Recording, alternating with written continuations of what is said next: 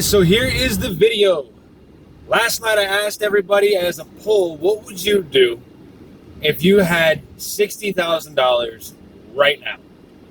The majority of you all said pretty much the same thing, and exactly what I kind of figured. See, studies have already been done on this, and they've shown that given $100,000, people will, their main tendencies will come out at the very beginning. Being that, and I've seen this firsthand with many people, being that all of a sudden they will start to buy things that symbolize their status.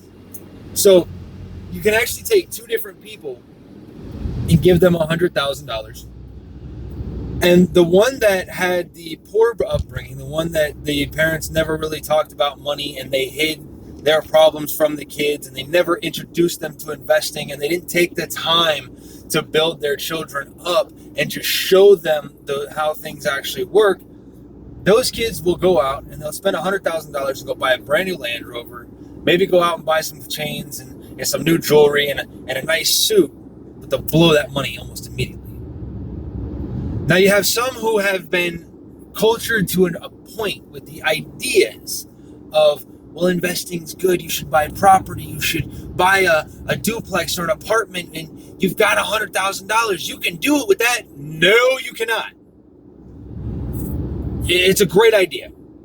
A duplex? Maybe. Absolutely, maybe a duplex. Because then, you're living on one side, you're renting out the other side. But you're not going to quit your day job.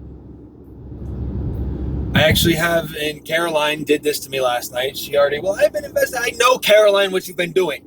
That was the point of this whole video today. Based on your upbringing and the level of education you have, I can't really say has any forbearance in any of it, because I've watched people who have never graduated high school become multimillionaires on investing. But it does play a lot into your upbringing.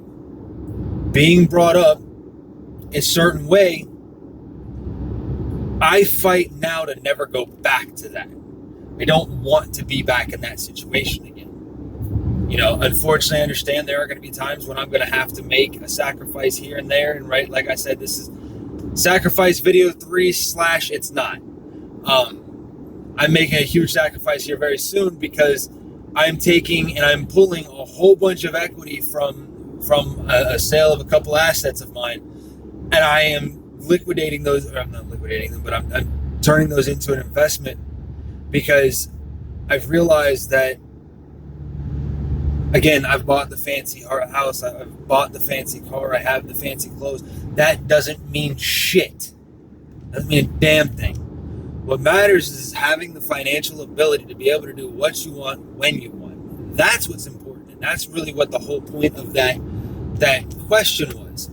See, the average person will pay off their car and buy someone else something. You're not helping anybody by buying someone else anything. I don't care if it's your mom, your grandma, your dad, your best friend, your cousin. I don't care.